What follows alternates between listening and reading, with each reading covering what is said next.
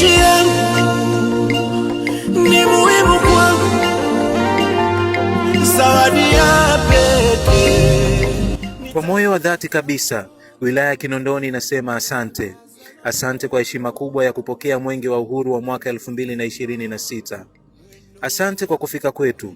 Asante kwa kuleta mwanga wa matumaini, mshikamano na maendeleo katika wilaya yetu.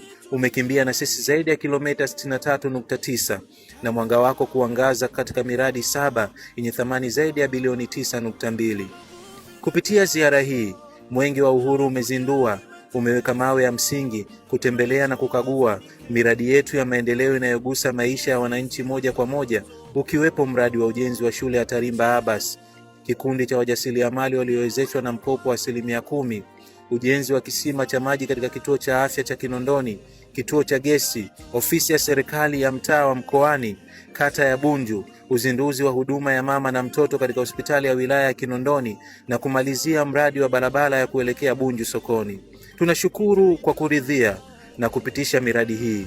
Hili ni jambo la kujivunia na ni uthibitisho kuwa juhudi zetu zinaonekana na kuthaminiwa. Shukrani hizi pia zinaambatana na dhamira mpya, dhamira ya kuendelea kufanya kazi kwa bidii zaidi, kulinda miradi yetu na kuhakikisha inaleta manufaa kwa kila mwananchi wa Kinondoni.